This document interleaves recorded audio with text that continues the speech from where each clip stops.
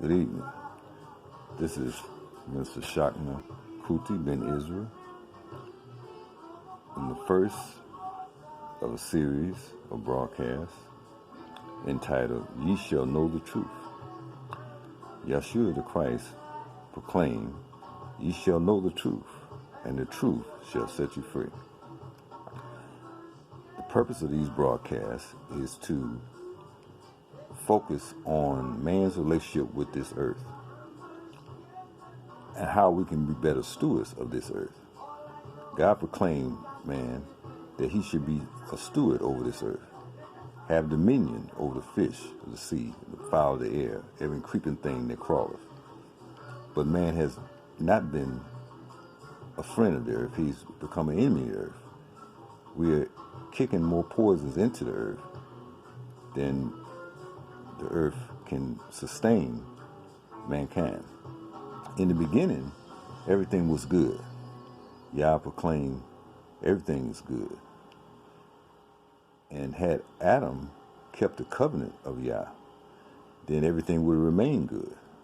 But because he broke that covenant, now mankind is on a path of destruction, as prophesied. Yeshua proclaimed, Ye shall have famines, pestilence, earthquakes, wars, and rumors of wars. And yet, indeed, we are at that state of affairs. It's incumbent on us, brothers and sisters, that we get a better knowledge of the earth in which sustains us. Yah said, He took man from the earth, and He breathed the breath of life into his nostrils, and he became a living soul. I think it'd be appropriate that we begin these broadcasts with understanding of what is earth. Well, according to Scripture, in the book of Genesis, first chapter, Yah said, in the beginning, He created the heavens and earth. And the earth was without form and void. Darkness was upon the face of the deep. And the Spirit of God moved upon the face of the waters. Here in the beginning, we can see that Yah proclaimed waters as most important. It was from the waters that all life began. The first life that began on this planet was microorganisms. Some scientists proclaim them as blue-green algae. From these multi-celled microorganisms became single-celled microorganisms.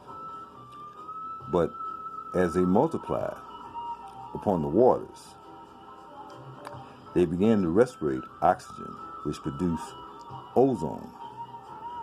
This cooled the Earth's surface down from a mean temperature in over 3,000 degrees Fahrenheit, impossible for any life to exist, to the temperature zones which we're more accustomed to today. As these algae reproduce oxygen, life forms began to emerge, first from the waters. From single-celled organisms came multi-celled organisms. And from the sea, life from the sea came life upon the earth. God said, Let there be light, and darkness He called night, and the evening and the morning were the first day. He said, Let there be a firmament in the midst of the waters, and let it divide the waters from the waters. Firmament, proclaimed, means heavens. And God made the firmament and divided the waters which were under the firmament from the waters which were above the firmament, as it was so. And Yah called the firmament heaven, and the evening and the morning were the first day. And Yah said, Let the waters under the heaven be gathered together unto one place, and let the dry land appear. And it was so. Some 85% of this planet is water, and from water came land, and from land came life as we know it today. Yah created, he says later on in verse 21, and Yah created great whales and every living creature that moveth, which the waters brought forth abundantly. And after their kind they ring foul after his kind, and Yah said it was good. So he said, fulfill their task. And Yah blessed them, saying, be fruitful and multiply, and fill the waters and the seas, and let the fowl multiply in the earth. And the evening and morning were the 5th day. And Yah said, let the earth bring forth the living creature after its kind. Notice the language, brothers and sisters. After its kind. Meaning that he designed things to be life to come into existence after its kind. Not after another kind. As we see today with the age of genetic engineering, where they're taking the seed, the basis of life, and genetic engineering that seed to produce whatever they come up with that they want to produce. But Yah said, produce every living creature after its kind. And Yah made the beasts of the earth from his kind, the cattle after their kind, and everything that creepeth upon the earth after his kind. And Yah said it was good. And then, after all the creations, and after creating the earth and fish and the fowl of the sea and everything, he came to his ultimate creation, man. And in verse 26, Yah says this, let us make man in our image and after our likeness, and let them have dominion over the fish of the sea, over the fowl of the air, over the cattle, over all the earth, and over every creeping thing that crawleth. Dominion, brothers and sisters. That was what man was given. Dominion over every creeping thing that crawleth. Well, as he gave dominion, his task was to give the animals their names, give the plants their names. And as he gave them their names, that means he had to study them. How many species of animals are there? How many species of ants are there? Hundreds of thousands of them. Just ants, anthropoids, not counting every other species of living thing. So therefore Yah proclaimed that man not only have dominion, and it was good, and he knew what he wanted them to call him, but man named him as he was instructed. He also proclaimed that he wanted man to study this earth. Science, brothers and sisters, is no more than man's interpretation and understanding of the functions of nature. The great music group, Earth, Wind, and Fire, used to call it, they said, the elements, earth, wind, and fire. And from them elements, everything came into existence. But the basis of life, all life, was the seed. And from the seed, from the smallest seed, a tree 20 feet high emerges. But for that tree that's 20 feet high to emerge from that seed, the elements, earth, wind, fire, carbon, water, must exist. Sunlight must exist. Through photosynthesis, the trees convert electricity or radiation from the sun into oxygen, which then allows us to breathe. And the second form of oxygen, like I said, protects the earth from the harsh solar radiation of the sun. So essentially, man's task was to be the steward of this earth. Steward, everything was created prior to him. So he would have nothing to worry, nothing to steward. In the beginning, everything was already here. There was no need to farm. he could go out in the wilderness, and Yah made everything good. So as long as he maintained the earth the way Yah intended, everything was good. But when he went out of balance, when he failed, he said, now, though he had been created to be eternal, he particularly the forbidden fruit. There's nothing in the scripture, brothers and sisters, about an apple. Don't be deceived. Solomon proclaimed to us in the book of Proverbs 13:15, good understanding giveth favor, but the way of transgressors is hard. He proclaimed later on, he said, all your ways get understanding, because knowledge is more valuable than rubies, and understanding more essential than gold. Brothers and sisters, we've been deceived. And as Yahshua proclaimed to us, the enemy come but to steal, kill, and destroy. But I come to have life and have more abundantly. So that's the purpose of the gospel, is to bring life. We in a world where death has taken over from life. In the beginning, man was created to be eternal. But because he broke the covenant of Yah, he said, now you should die. But he knew man could not create, he could not be a steward of this earth by himself. So the scriptures say he put man to sleep, and from his side he took Eve. Eve, she was like the evening. She was like the dawn and the evening. But they call her womb man. She was taken from his side, they say. And she was womb man. In other words, she was the extension of man. But she was the extension to allow him to be fruitful and multiply and replenish the earth. Not to be exploited, but to be help man to meet his task. And when woman is fulfilling that task, that's what she does, because she is the earth. That's why the Native Americans was claimed Mother Earth, because from the earth produces all life. And the black woman, who was the original woman, produced all life on this planet.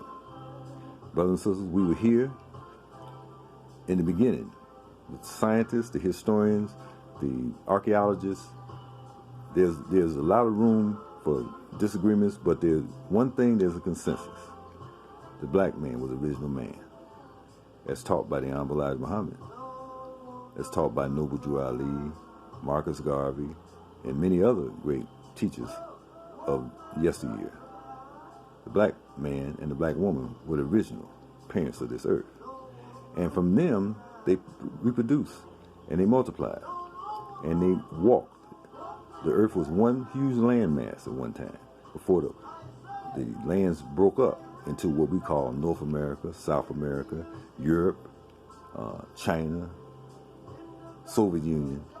It was one big landmass, and these peoples walked from, the scriptures say, talks about rivers, and proclaims the rivers from the Garden of Eden.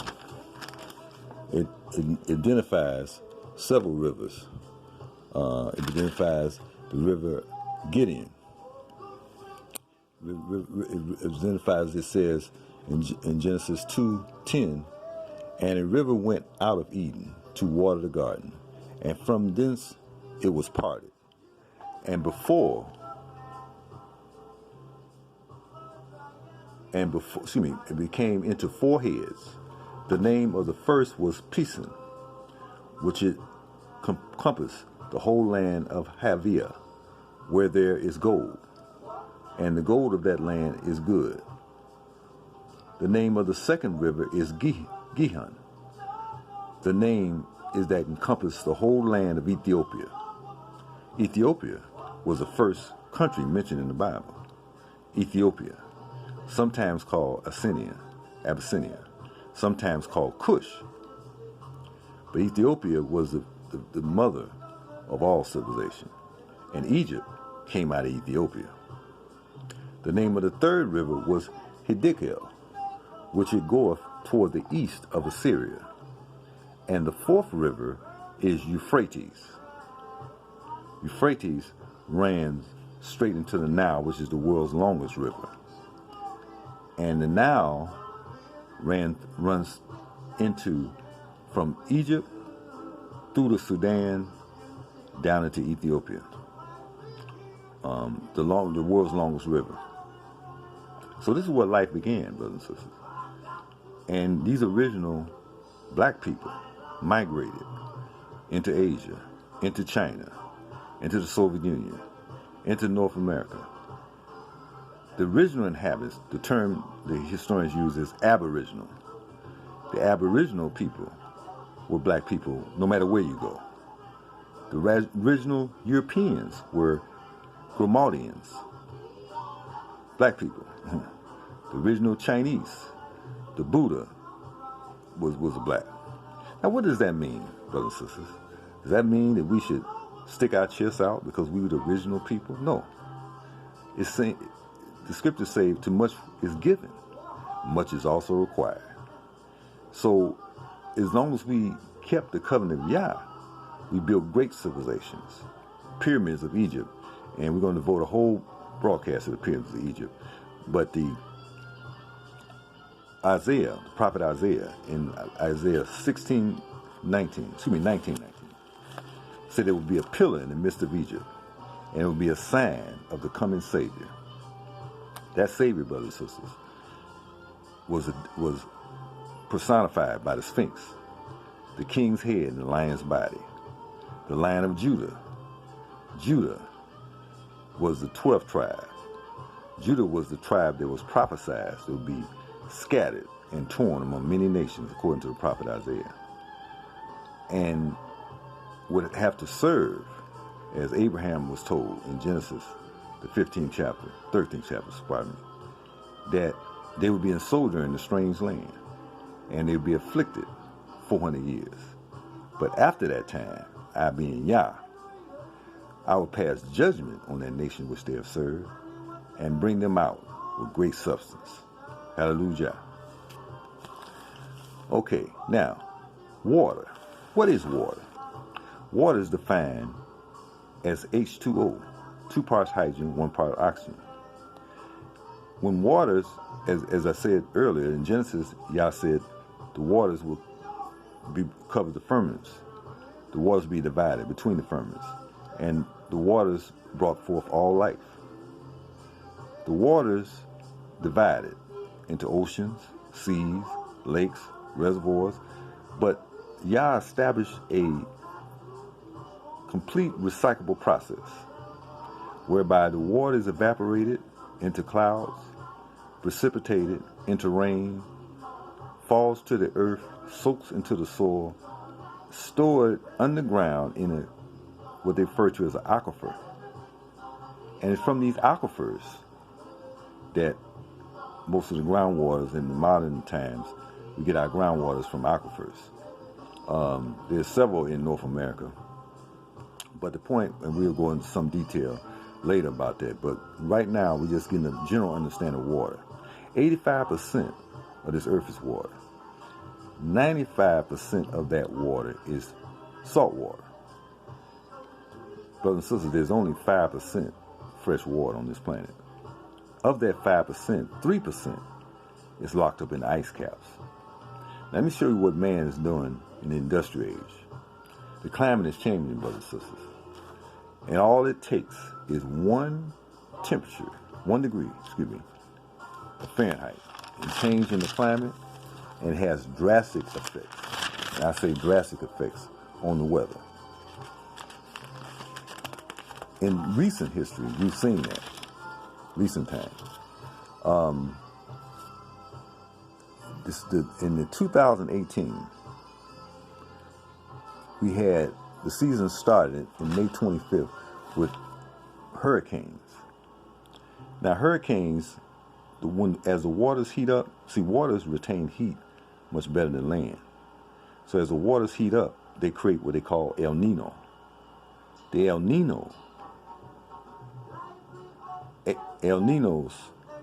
actually produce storms that we call hurricanes, tornadoes, wind, and rain. According to a recent report by the National Aeronautics and Space Administration, or the NOAA, it was noted that the 10 warmest years on record have occurred since 1997. In fact, 3 years have been the warmest on record since record began around the 1880s. A primate climatologist writing in the Christian Science Monitor noted, "You can tell much about the climate or where it's headed by focusing on a frigid day or season or even a year, but only in the long-term trends." In other words, there's a difference between climate and weather.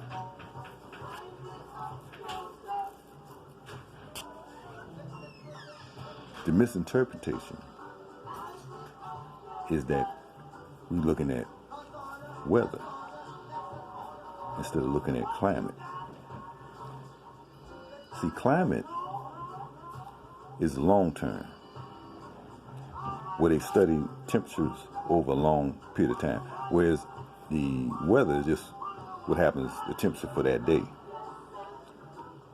As I stated earlier, the water retains heat much longer than land. So the temperature, the heat is retained in the water. Even if there's a cold winter, if there's a long hot summer, that heat is retained in the water. So that triggers up hurricanes, typhoons, tornadoes. In 2017, as of 2017, we consume 7.28 billion barrels of petroleum products, or we burn an average of 19.96 million barrels of oil a day. This produces 21.3 billion tons of CO2, which is carbon dioxide, per year. Now, the natural processes, trees, shrubs, things of that nature, absorb some of that carbon, but we're producing too much, such that the heat is being retained in the atmosphere. The 7 largest carbon emitting nations include the United States, China, India, Russia, Japan, Germany, and believe it or not, Iran. Probably because they're among the largest oil-producing nations. But Iran is among the largest oil-producing nations. But the industrialization in these big countries like the U.S. and the Soviet Union is producing huge amounts of carbon. Now, China is making some steps to reduce its carbon output. And there have been negotiations, treaties. Of course, we had the Kyoto Protocol back in the 90s. And more recently, there was the Paris Agreement, which then President Obama signed on to reduce the amount of carbon emissions that the U.S. is contributing. Unfortunately, though Africa as a continent produces about 2 to 3% of the world's CO2, Africa has suffered droughts and famines unprecedented, particularly in areas like the Sahel and South Africa, which has seen droughts over extended period. With droughts, there of course comes famine, and with famine comes a tremendous hunger situation. Matter of fact, 14,000 Africans, mostly children, die of preventable starvation every single day. As a result, largely a result, it's a combination of factors, but largely climate change has a lot to do with it. So what can we do? Well, let's look back at water. As we recycle our materials, as we recycle the earth's water and purify the earth's water, we ease the burden on the climate. Number one, plastics. Most of the water is in plastic bottles is produced from petroleum products. As we throw these petroleum bottles back into the oceans and the seas, the petroleum is retained. And as the petroleum is retained, it gets into the environment and it's producing poison to fish, birds, and other species. And of course, that gets back into the human food chain. So how can we produce our water? Well, I've studied many water systems over the years, water purification, filtration systems. And this was about 2005, which I came across what was called the Zen water system. The Zen water system filters, preserves, magnetizes, purifies, and mineralizes your water. I say again, it filters, preserves, magnetizes, purifies, and mineralizes your water. Basically what it does, it is the carbon dome actually takes out the pesticides, herbicides, and other chemicals in your water through municipal water systems and through toxins that get into the environment. And the rocks, crystals and rocks are what mineralize your water. There are reverse osmosis systems that use electricity, but electricity doesn't work. Rocks, crystals, that's how water gets minerals. And the magnetic tap, the magnetic dome, the magnetic tap actually reverse osmosis the water. So the Zen water system utilizes rocks, crystals from the South Pacific Islands, China, and I'm working on now on getting some other crystals to help further mineralize, advance this system. But you can get this system, brothers and sisters, and in subsequent broadcasts we will go through it. But contact me, call or text me, Mr. Shak Makutu, at air code 251-513-5967. That's air code 251-513-5967.